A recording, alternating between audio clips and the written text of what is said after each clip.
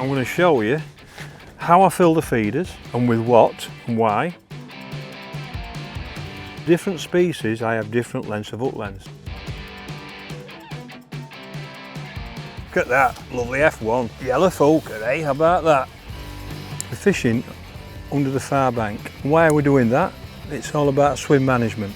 I'm going to show you my setups, the rods, the reel, the lines, the feeders, the hook baits, the hooks and everything that I'm going to put on. And trust me, you'll catch loads of fish. Hi and welcome, I'm here at the fabulous Lindholme Lakes and we're on the Strip Lake. Strip Lake is full of carp, it's full of F1s, but what I'm going to show you today is how I fish a method feeder or a banjo style feeder fishing. I'm going to show you my setups, the rods, the reel, the lines, the feeders, the hook baits, the hooks and everything that I'm going to put on. We'll show you how to mix my pellets, how to mix the ground bait and how it goes on the feeder, which is the most important part of any type of feeder fishing, the preparation of the feeder. So I'm going to show you all them and I hope you learn a few things. One of the most important things about method feeder fishing or banjo, Juro style feeder fishing is the bait. And the biggest question I get asked is simple. Is it ground bait or is it pellets? I ain't got a clue. The fish will tell you. I don't know. So what I do, I prepare both because some days it's ground bait and some days it's pellets. But the fish will let you know. It's simple. Go out with pellets. If you don't catch, try ground bait. And some days it's one and some days it's other. So you've always got to have them ready to put on your feeder. The preparation of how you put them baits on the feeder I'm going to show you a little bit later on, but that's the second most important thing. So how do I prepare my bait? First of all, my pellets. First of all, always check on the fishery, is it fishery owned pellets? And we're at Lindholme Lake, so I'm using fishery pellets. And the first thing I do, I get my 2mm pellets, which is usually the right one to put on the feeder, and I look at the colour. It's really important that you look at the colour. If they're very pale and they're very light, it means they haven't got a lot of oil in. If they haven't got a lot of oil in, what happens is they break up too quick and you can't soak them as long. So look at the colour to see how dark they are. Now they're a lovely pellet, they're a dark brown, so I know I can probably soak these as long as I need them to soak. And I know that it'll spread all the way through. They're not mixed pellets, so that's the first thing you do, always check the colour of the pellets. And the next thing is I have a bowl and I have a riddle. There's different variations on the market, but I've got that riddle. It just fits in my little bowl. I just tip the pellets in on top of the riddle like that, and then I get my water and I cover them in water. Now the pellets are 2mm. If they were very, very pale, I wouldn't even do them for 2mm, but because they're a dark pellet and they've got the oil in, I'll leave them for a minimum of 2 minutes. So what I'm going to do, I'm going to leave them there to soak, and then what I'm going to show you now is the ground bait and how I mix the ground bait. So what ground bait do I use? Lots of variations on the market, but if you want a commercial fishery, you have got to have a pellet based ground bait. I'm not saying you won't catch on natural ground baits, but if you're on here with all the amount of pellets that go in, the fish know and understand what they are, so you need a pellet based ground bait. And the one that I'm using and I like at the moment is a mixture of two. In the summer, what I will do is this 50-50 mix. I will use 2 parts that, so I'll put 1 pint in, 2 pints in, and then one of my favourite ground baits is Super Crush Expander, and I will use 1 mix of that. Now that's in the summer. If it was in the winter, it would be the other way around. It would be 2-1 and 2 would be Super Crush Expander. And all I would do then, put them in the bowl, mix them up, and then you want to add some water. I've got 3 pints of bait in there, so what I'm going to do to start with, I'm going to put 2 pints of water. Just put 1, 2, and basically mix it up. And what I like to do to start with, I like it to go just a little bit sloppy. So it goes a little bit sloppy because it's going to dry out, and if you get it sloppy like that, it'll dry out and it'll be an absolute perfect mix. So 3 pints of ground bait, 2 pints of water, mix it up. You might think, oh, I've just overdone it a little bit, but you haven't, because it's going to dry out. Then the next thing is just leave it to soak and just leave it like that. And that's all that I do until I come to the end just before I start fishing. And that's all that you do to mix your ground bait. It's important that you have a pellet based ground bait. Let's go back to pellets. As you can see, I don't know whether you can see that now, you can see that the pellets are actually swelling up and in the water. What you don't want to do is make them go too sloppy. What you're trying to do is get the pellets so there's spring and there's spring back out, so that when they're on the bottom on the water, when they sponge and they spin out like that, they push the bait out and the fish come in and suck them all in. They've been over 2 minutes now, so now what I'm going to do, I'm going to take them off and I'm going to leave them. You can do these at home, and in the winter I do, but in the summer this time of year, because it happens pretty quick, you can actually do them as soon as you get to your peg. It's the first thing you do when you get to your peg. Not so much the ground bait, but certainly the pellets, and then just put them there and get your tattle set up. As you can see, I did prepare a few earlier, and you can see the difference in the 2 pellets now from half an hour. They're nice and spongy, they're the ones that are preparing, but them will be like them in about half an hour. So just be patient, get them right, and you can see that they will stick together now, like that, which I know will go on the feeder absolutely perfect. So I've got my pellets, they're all ready, and my ground bait. 10 minutes before you start fishing, you can see that ground bait will like slop, and look at it now with that water, and I can actually ball it up. You can see it's different now because it's drying out. Now, although it's not quite right, what I'm going to show you is the final thing that I do. And if you've got a drill and you can drill it, you don't need to do this. So if you've got a drill, you drill, but most people aren't. But the last thing you do before you do anything, what you do, you always put it on a riddle. Put it on a riddle and zoom it through like that. And just put it through your riddle, and what it does, it separates. See all these lumps here, they're all wet, they're wet as anything, and they're wet, and you can see that they're going through now until I've just put a bit too much on there, but it don't matter. And you can see now that that is all nice and spongy, it's all nice and fine and fluffy, and that's perfect. You do that 10 minutes before you start fishing, because it's dried out, it's absorbed all the water, it's got the ground bait nice and moist and done. So basically, pellets, ground bait. Which do I use? I don't know, the fish will tell you, but I'll show you how to put it on the feeder and we'll go catch a few fish.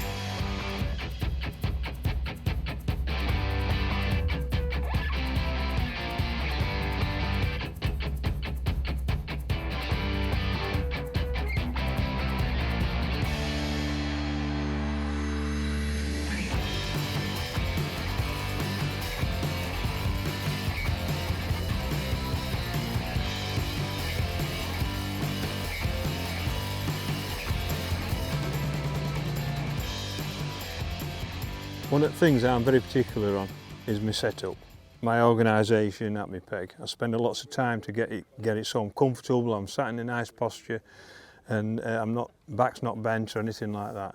But the most important thing is my rod rest, and where the position on it. Now I'm right-handed, so if you're left-handed, just reverse everything that I'm telling you. But I like the rod on my right hand side, and lots of people nowadays, the modern day angler, they have it in front of them, they cast out, they hit the clip and they put it in front of them. And I can't think of anything worse than that, because if you'll get a bite it goes like that, but when you pick the rod up you've got no bend in the rod to play the fish on, and what happens is you get broke quite easy, and you find out that lots of anglers use bigger hook lengths and bigger hooks simply because they get broke. So what I do, I have more into the side, I have a bigger angle to where I'm actually casting to, so when I get a bite it goes round like that, I can pick it up and I'm into the bend of the rod. Now see that liner then, but I'm looking for the bend of the rod to play the fish on. I can pump the fish, I don't have to give it line, I can use the bend of the rod, almost like in a pole you get the elastic and you use to play the fish on the elastic. The bend of the rod is that important, so I can pull into the fish. But also I put it down and it's hands free. It's not round me, it's not across me, it's not doing anything. I can pick all the bait up, I can feed me other lines, and I know that if I get a bite the rod will be round and the bend of the rod will take all the cushion out of me and it won't break me off. So for me it's important that I have it on my right hand side, I have it in a rest, I have it in a long rest, I have it an inch off the water, and I have at least a 70 to 90 degree pull. So when it goes round, I pick it up, I'm into the bend of the rod, and I can play the fish. It's just what I like to do. It's a cushion effect, but it's the best way in my opinion. We've been catching F1s, and I think I've finally caught a carp. Now because I've got the rod set at that 70 to 90 degree angle, it nearly pulled in and it didn't break me. So all you do when you get one, just take your time, keep your rod nice and low, and hope the fish don't go right cameraman.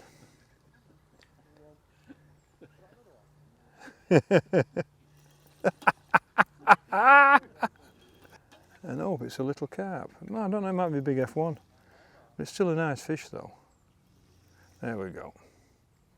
Keep rod nice and low. And then when it comes inside you can lift it up, and hopefully sometimes what happens is if you bring it in and you can bring it into the side, you can bring it up and you can sometimes get it in one swoop. That's a little carp.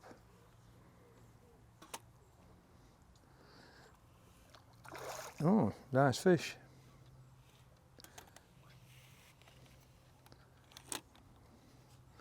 I think it's a little common.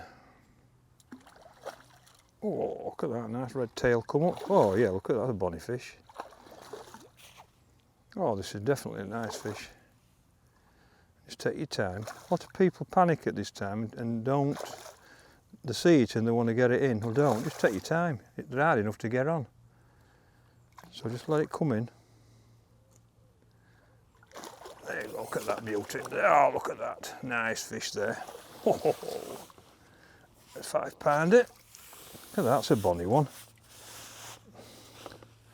Now that's a nice, on the banjo feeder, a nice fish. Let's show you it. Look at that.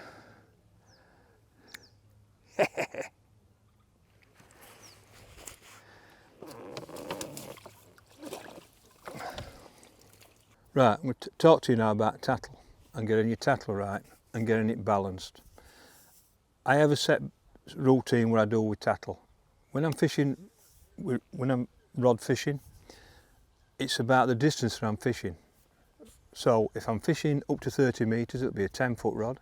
If I'm fishing above 30 to 40, it'll be 11 foot, and above that it'll be 12 or 13. But you come on a place like this, it's only 30 yard wide. I'm only using 10 foot. And I just use MVR 10-foot feeder rods. I use a medium tip, which is an ounce, which I'm a tip person, to be honest with you. And but what I like in commercials are soft rods.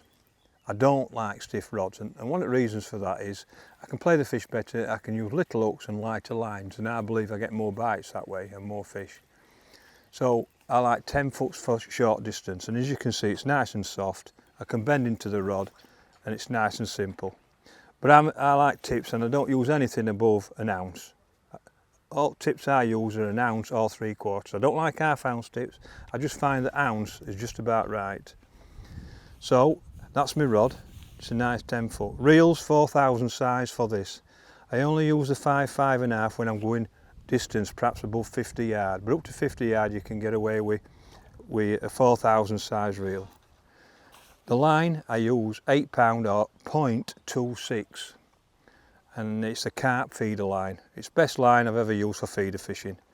You might think, crikey, that's a bit thing, but your commercial fishing, it makes no difference at all. Don't be thinking you've got to use 3 and 4 pound lines. You don't have to.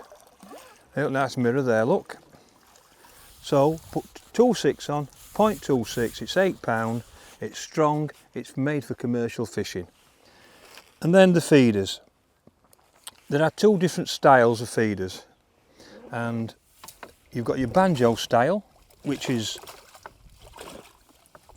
that style where the actual, you put the bait in like that, you press it in. So that's a banjo style, and the other one is a traditional method feeder, which is that one, where you get a mould like that and you put it on. And you press it on with that.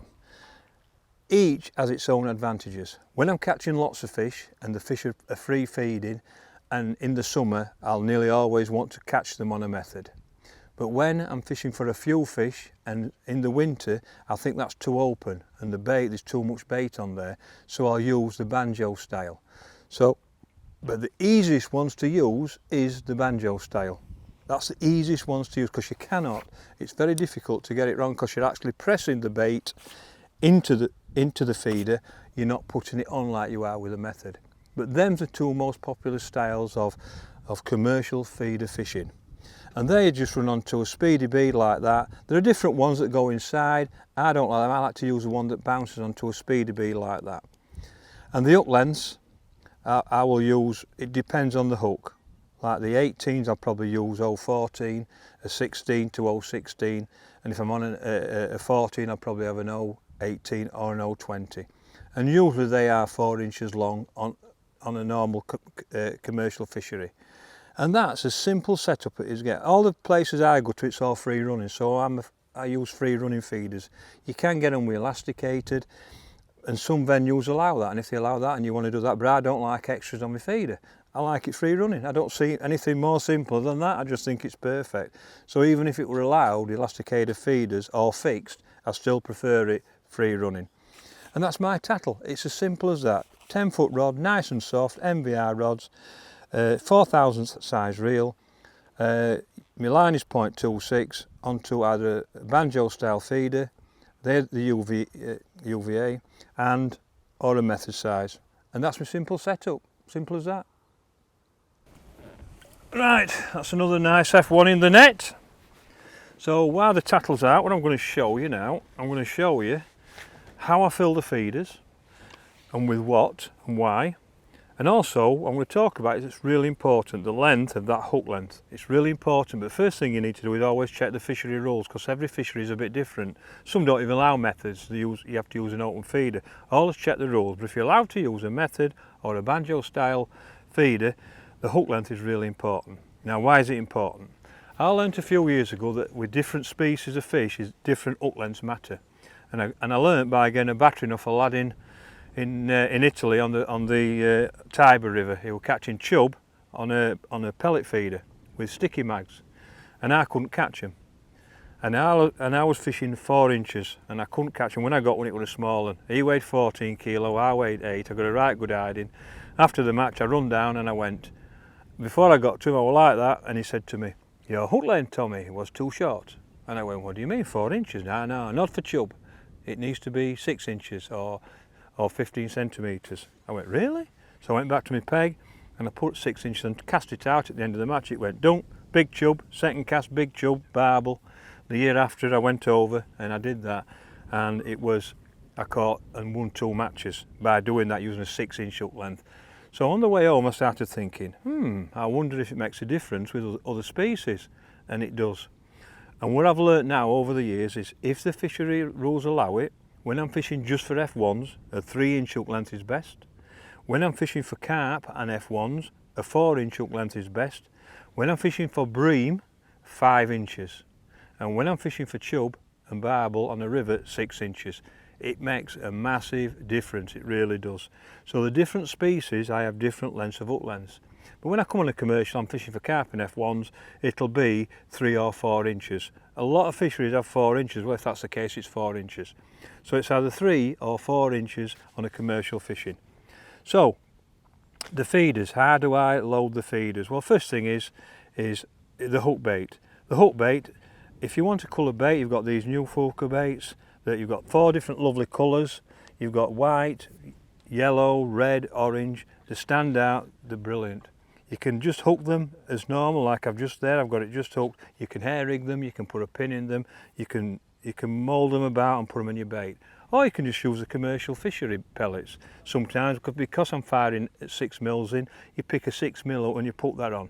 But if you want a colour bait, try them, I promise me you won't be disappointed.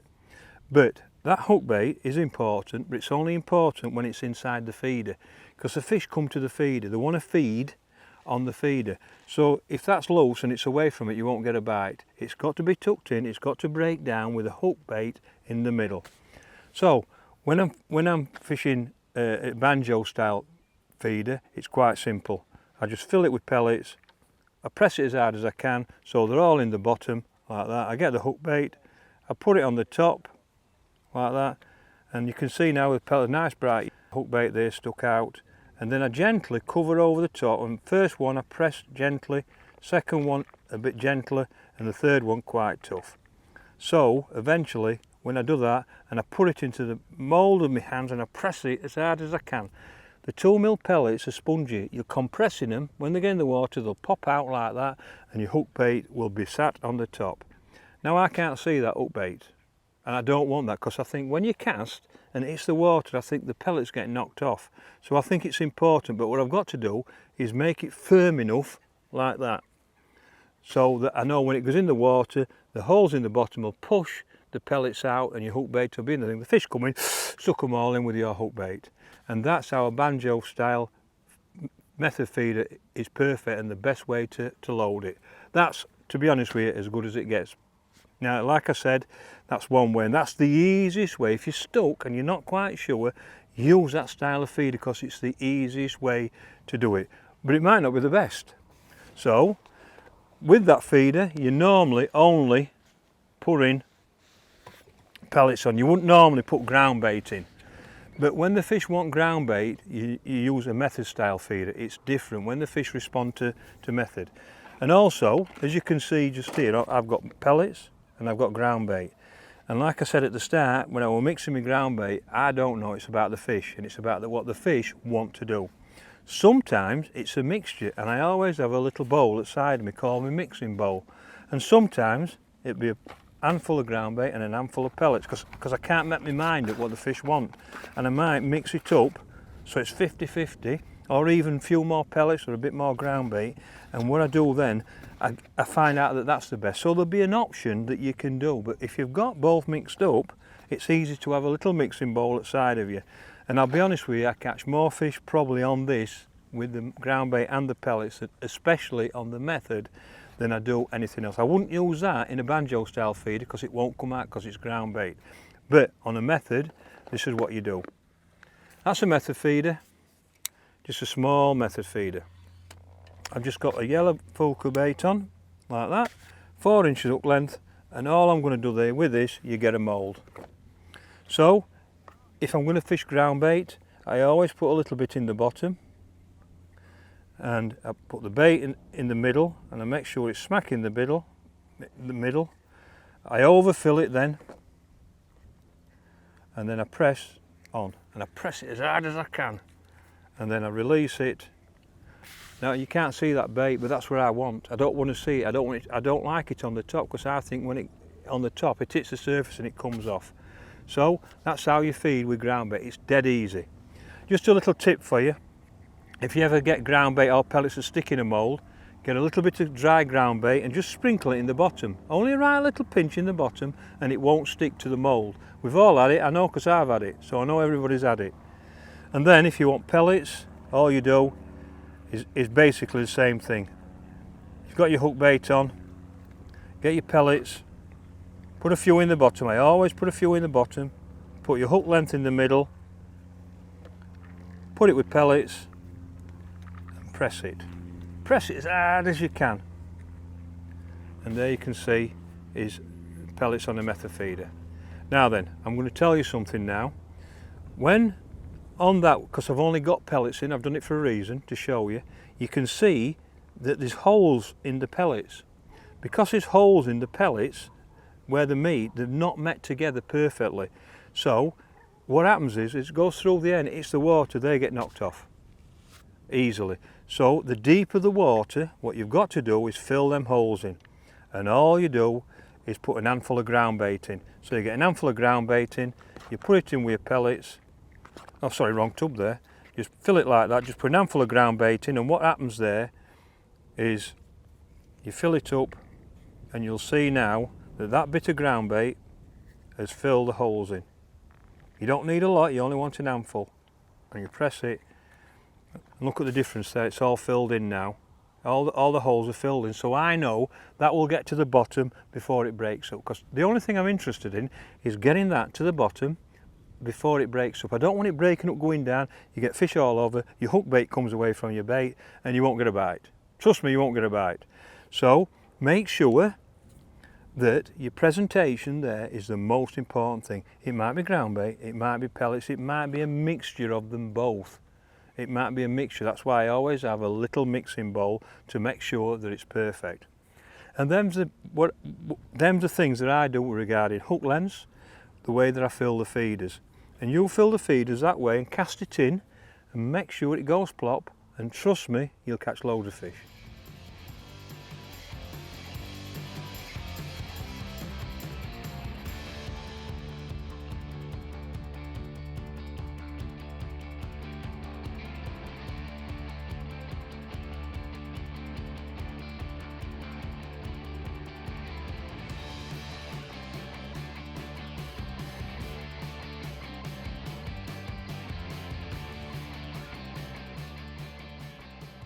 Right, prepared my feeder. That's there's three things in feeder fishing. One is preparation of that feeder. That's the most important thing. If you don't get that right, you'll never get a bite. So it's important that you get that right. Two is how it hits the water. So it's got, as you cast out, and just before it hits the water, you put your finger on it or it hits the clip and it goes plop. If it goes splosh on the water, it'll knock it off. So you've got to go plop.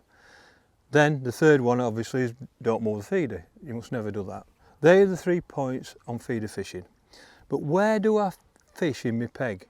And I believe that swim management is the most important thing about fishing, is where I'm going to fish. And I'm on a lake here that's 30 yard wide. I don't particularly want to go to far bank straight away. I want to save that. I want to try and catch the fish in different areas. So today what I'm doing, I'm fishing a line where I can feed my pellets over. Because I know if the fish come on them pellets, it's going to be easy. I'm going to catch lots and lots of fish. So really, you fire some pellets in and that's where you fish. So like I'm firing sixes in and they're going about 25 metres, so that's where I'm going to fish. There's no point fishing past them or this side of them. You want to be around where the pellets are. The pellets hit the water, they make a noise, they go on the water, and what happens is then the fish then come in and they roam. So I've prepared my feeder. All I'm going to do now, a nice gentle cast.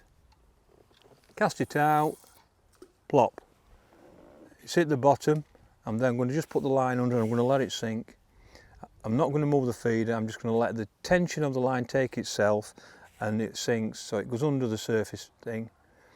And I know that cast now is smack where my pellets have hit the water. So I know they'll be feeding fish there. Then I'm going to put it on the rod rest. I'm very careful not to move the feeder, and I put it in a position where it's hands free. So it's in a nice position like that. I pick my catapult up, and what I'm going to do now, I'm going to put like 15-20 pellets and I'm going to fire it over that spot. So it goes like that. There you go. There you go, straight, the fish are feeding now, smack on them pellets. Now, don't get me wrong, I don't want to catch them. I want the fish to come to the feeder and not the pellets. So I don't start at the start of the match by doing that, because if the fish are there, I want them to come straight to my feeder. But when I want to get the fish there, especially when there's anglers round you competing, right, and they're doing the same, I don't want the fish to go to them. So I'm always in my mind, hey up, I'm going to drop my landing net then. There you go, nice F1. Now, so what I'm looking for is to draw them fish before anybody else does. So I'm very conscious of doing that. So the idea is to feed, make a noise, feed the fish, throw your feeder in the middle, and it's amazing how many fish you can catch by doing that. Noise is so important. It's like one of the most important things about fishing in the summer on a commercial. And that's all that you do. So it's quite simple. You put the bait on, get your feeder, in this case it's the banjo, the fuel pellets in, because I've got to fish pretty quick there. And all I do, I fill it with the 2 micros, and I get the palm of my hand. You don't need a mold for this, and I press it as hard as I can like that, so they're all flat. I then get the hook, and I put the hook into the pellets, and then I place the pellet or the hook bait where I want it. I put it on the top, press. I put some more on because I want to cover that pellet. Just keep putting them on and press it, and then the last thing I do, I put it right into the palm of my hand, and that's almost like a mould, and I do it and I press it on, and that is as good as it gets. And then all I do again, the same routine. Cast it, break, plop, rod under, just sink there, let the line sink, just take your time, don't pull it. If you pull it, you'll move the feeder. So all you do is take your time, like that, put it on the rod rest in a position. One of the most important things what I see is I see people rushing it and trying to do it 100 mile an hour. Just take your time. The best method feeder angler I've ever known is a lad called Andy Finley, and he's also the slowest, but he catches the most fish. There you go, the fish are there now. There you go, look, I'm getting indications and liners. I pick it up and one on.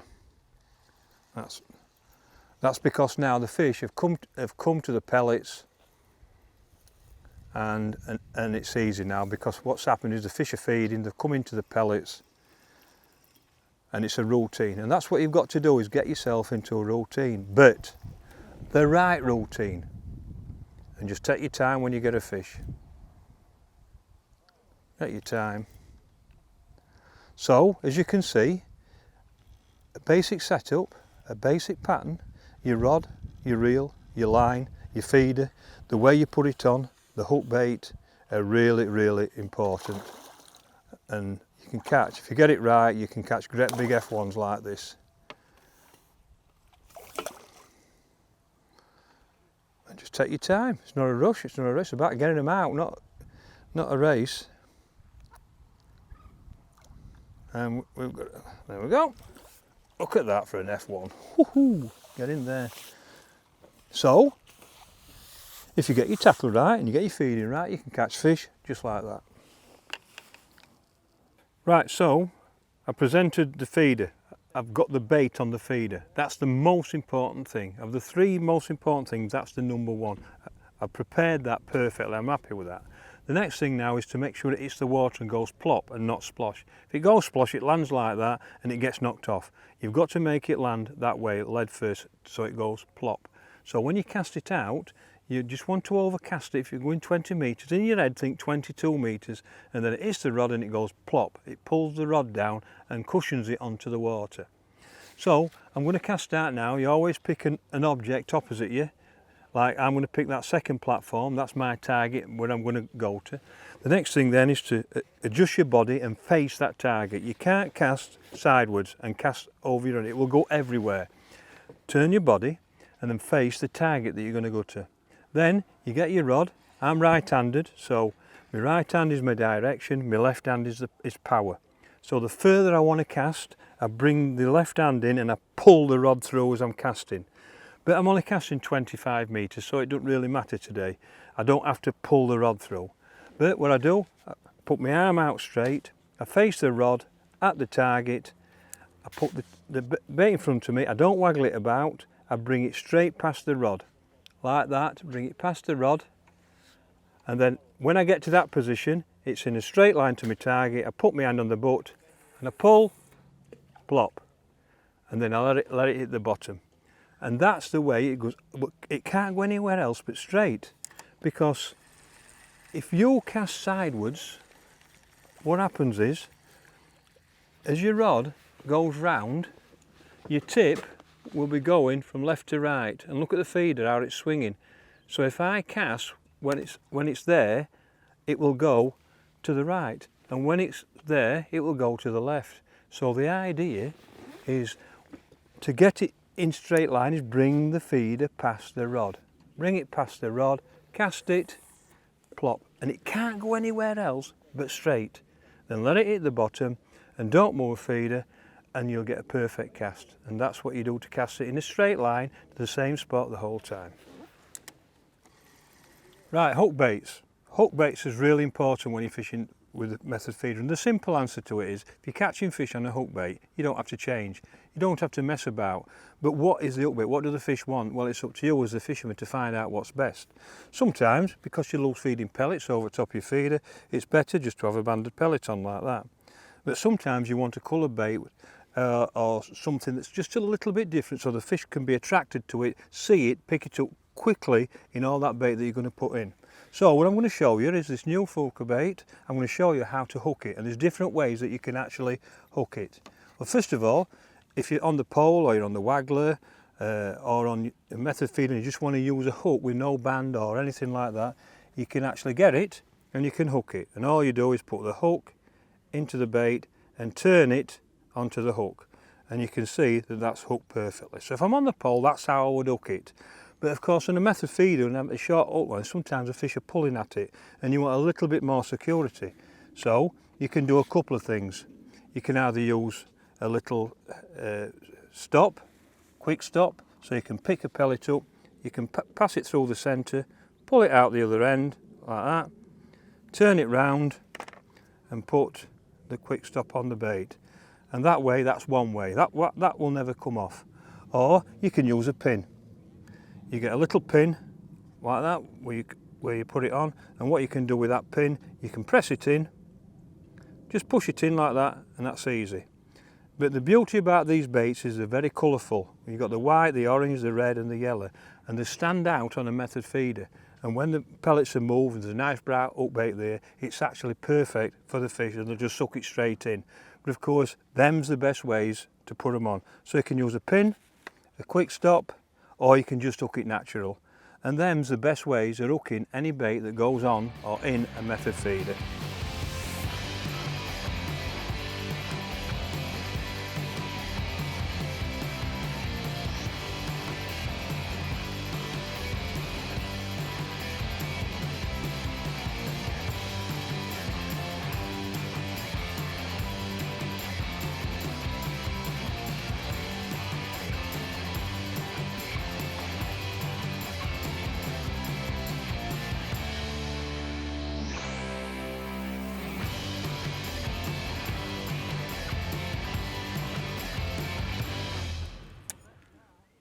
Right, what we're doing now, we're fishing under the far bank. And why are we doing that? It's all about swim management. We're catching lots of fish in the middle, but at different times of the day fish feed, I think, in different areas. And especially if you've got a far bank that's not too far, or an island, you can bet your bottom dollar you've got to fish there at some time during the day. And especially in the later stages of the matches when the fish want to move into shallower water. Now they're backed off from where I'm fishing now, so what I've been doing, I've been fishing on the far bank, under the platform, and we've been catching a few fish there. So it's all about swim management. So all I've been doing is catching it middle as soon as they back off, and they nearly always do on an island or a short far bank. And you cast to the far bank, that's where they'll go, like they're coming to the sides. In the last hour the fish will be in the margins of the side, that's why you fish it in the last hour. You normally feed in the margins, but it's no different over there. The only difference over there is there's nobody on the bank. So where there's people about here and there's a lot of disturbance, there isn't over there. So you can bet your bottom dollar that the fish will move to the far bank, and that's what we're doing at the moment. We're picking one or two off on that far bank line. But typical fishing, never forget to feed the line that you've been fishing all day, because you might want to come back to it. Just because you think the fish have gone across there, still pick your catapult up and fire it. Now when I fire the pellets in, I fire them over the line that's going through the water. And if I go in and my tip starts going like that with little indications when the pellets have hit the water, I know the fish have come back onto that middle line. So just think on, it's very, very rare that you catch in a competition from one spot. If you catch from one spot all day, you'll win the match quite comfortably. You've usually got to move to a different spot because fish feed at different times, in different places, at different times of the day. So never let yourself down. There you go, we've got one. And that's just because I've been feeding across and then I've fed down the inside. So just keep it nice and tight. When you get one, just bring it in, keep your rod nice and low. And if you can do that and you'll get your timings right, trust me, that's when you get big weights. Never neglect the far bank when you can reach it, because usually that's your area to go when you stop catching in the middle. There you go. Oh, look at that, that's a nice fish. Just play the fish nicely, nice and slow, take your time.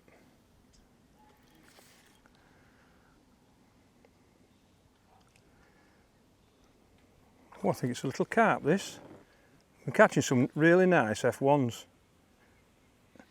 And this looks like a carp. Look at that. It is just a little carp. I don't think it's not a big fish, but it's a carp.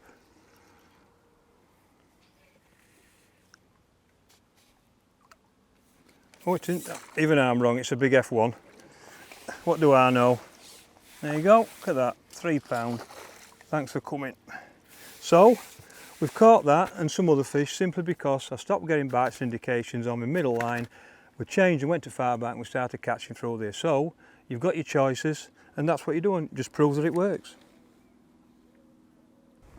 Right, under the far bank, and we had a couple of F1s. It went a little bit quiet. I was just thinking about moving, and all of a sudden round it's gone, and we've got a lad, a carp on. So they went quiet because some carp moved in, and we've got one, and which is typical last hour at day, and it feels like a good fish. It's thumping anyway, but that's typical of time of day. It's 4 o'clock now, and this has went big and moving to margins, up far banks. Ooh, just take your time. It's not a rush. It's all about getting them out.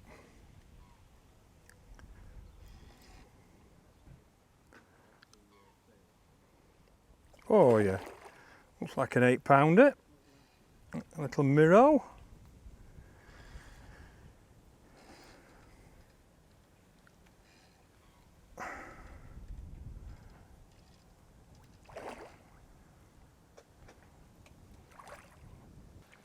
Oh, look at that, nice. Oh, could have had him then. Slipped up there. But it's still on the hook, it's not a race. Look at that, he's mine. Oh, get in there. That's a cracking day. Now, if these have moved in, this is when you start building a big weight up. These have moved the F1s out, and we've got a nice 8-pounder. Look at that, I've got a right hump on its back, that one. Well, what a day. What a fantastic day. We've caught loads of fish. Today they were in the middle, and then they went to the far bank. But by doing that and feeding them lines, it gives you an extra chance. So, them's all my tips. Everything about feeder fishing, method feeder fishing, banjo style feeder fishing. We've had a fantastic day. I hope you've had a few tips. I hope you learned a few things. So go away now, try them and hope you enjoy them.